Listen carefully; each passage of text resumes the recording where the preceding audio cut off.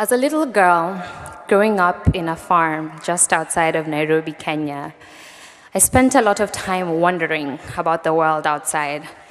I spent my weekends watching TV and listening to music.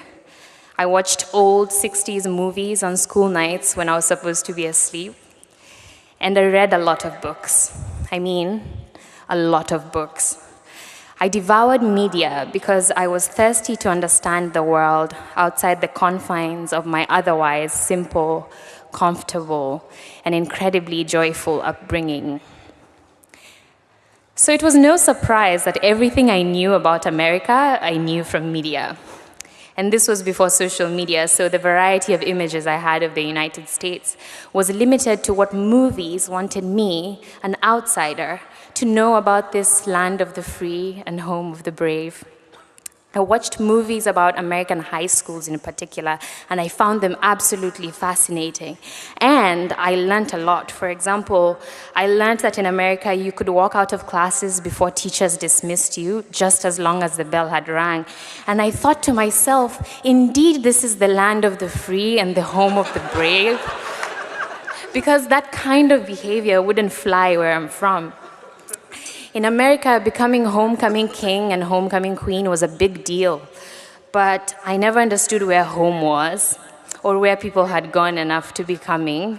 I also learned that in America, everyone was always looking for a prom date, and that if you dropped your books and someone picked them up for you and gazed into your eyes, then at the end of the year, they would become your prom date. To date, I find it utterly impressive that the content was that consistent across the board. You watched Mean Girls, and it was like you had watched everything. Yet these thoroughly analyzed case studies of my peers could never have prepared me for the past 4 years as an international student at Harvard. In fact, in a way, I held a lot of misconceptions about the United States because of them. Now, I know, more often than not, this phenomenon happens the other way around. For instance, if I walk into a room and I say, "Hi, my name is Mwabe, and I'm from Nairobi, Kenya," a lot of things might go through your mind, like, "Wow, she speaks such good English." Or perhaps you might ask yourself the age-old question, and what I'm sure we are all wondering today. I wonder whether she's listened to Ariana Grande's music.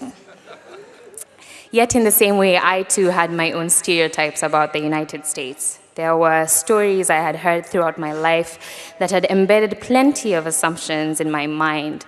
Racial stereotypes, stereotypes about people from different socioeconomic backgrounds, stereotypes about American preferences. At times, I wouldn't realize I had these perceptions in my mind, but I always found myself holding on to them ever so tightly whenever I encountered something new or different that I wasn't willing to try. The thing with stereotypes that makes them so powerful is that they menacingly appear to be true, and that it can be so comfortable to hold on to them because predictability is easy to work with. Nuance makes things complicated. Nuance doesn't fit into policy or captivating film narratives. And once you're comfortable enough in what you know, there's no reason to step out of it.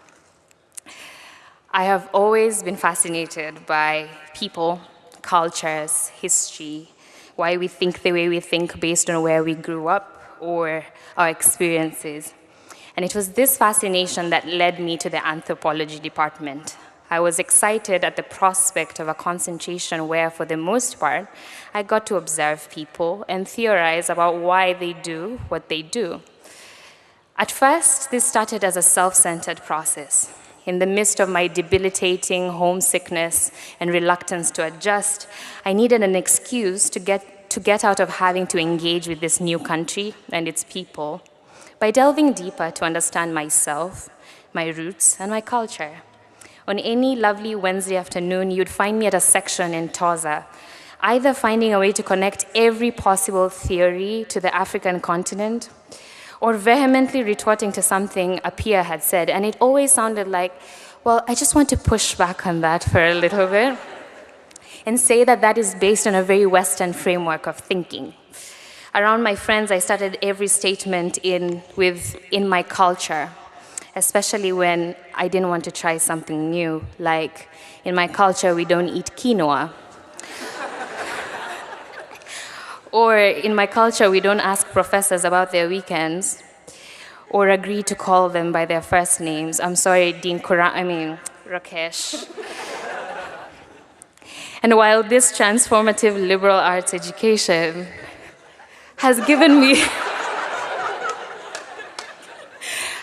me the tools to explain where I'm from, or why you wouldn't find me running by the Charles in the winter when no one is chasing me, self-centered intellectual pursuit can get incredibly dissatisfying and ultimately lonely. And so I began observing Americans instead. Away from the images that had for so long filled my head, I promptly began my fieldwork outlining the rituals among American 20-year-olds, their sociality, their tribal customs and norms, what they found taboo to talk about in public, their different kinship systems and values for concepts like personal space, and how "how's it going" isn't actually a question about how it's going. Eventually, I too began to participate in the natives' rituals, annual festivals like the Super Bowl, and this collaborative activity that was creating a March Madness bracket. I started watching American news as an empathy exercise, really.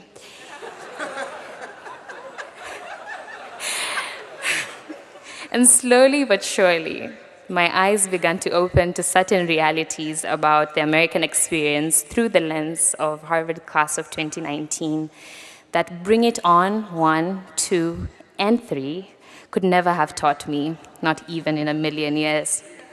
There were experiences that brought us together as a community and reminded me of the universality of our experiences. It was in the looks of awe and amazement and chagrin for some, when we witnessed Adam's house rise like a phoenix from the ashes, blessing us with what had to be the greatest housing video of all time. Go Adams. It was in your faces every time you worried about the inequalities of your education system. It was in your pain when another unarmed black man was shot. It was in the face of an understaffed homeless shelter and an increasingly gentrifying town. Now, I know Harvard is not representative of the entire United States. In fact, if anything, this heavily endowed bubble is far from the reality faced by millions in this country. But if there is anything I am thankful for, it has been the opportunity to have been part of class of 2019.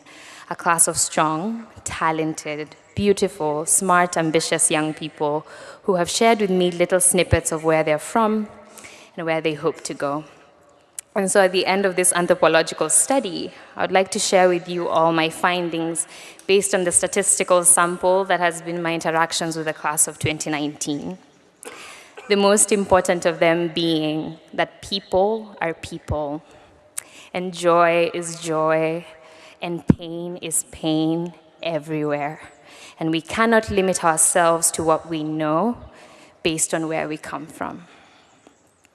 In the same vein, let it not be that this Harvard experience becomes our culture, if you will, that we get so attached to bleeding this crimson blood that we are so unwilling to step out and be challenged to learn something new or presently engage when we encounter something or someone different. Statistically speaking, those who have left these grounds have had a palpable impact in the world. Those who have gone ahead of us have disrupted culture, transformed global politics, revolutionized economies, and we will most probably go ahead and do equally significant things, if not more. But these accolades, these achievements, do not make us any better, our lives any more valuable, our joy any more valid, our anger any more justified than the man across the street for whom every dollar counts. And this is in no way meant to devalue our worth. If anything, it takes away this pressure that we need to prove a point to the world, that we need to prove that we went to Harvard and did enough with this opportunity. Class of 2019, you graduate from Harvard, but you're worth so much more in and of yourself. And so I implore you, in the words of the great philosopher of our day, Pulitzer Prize winner Kendrick Lamar, sit down, be humble. Humility not being defined by how much we downplay the power that comes with the name. Humility not being saying to those who ask that we went to a school in Boston. But humility being the willingness to see all humanity as equal, Harvard degree notwithstanding. Humility being the willingness to learn as much as we can about those different from us, outside what we know, and then using this Harvard degree to, as we say in Kumba, do what we can with what we have to leave a space better than we found it. The world is in need of more people who walk through life with this sense of wonder. People courageous enough to engage with that which is different or strange or even unacceptable, willing enough to step out of what they think they know, and humble enough to learn from each experience.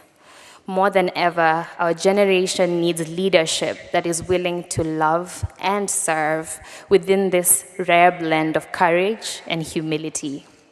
Courageous enough to secure the bag, humble enough to do it without letting it define you. It is my hope, class of 2019, that it shall be said of us that we embodied this in the years to come. Thank you, and congratulations.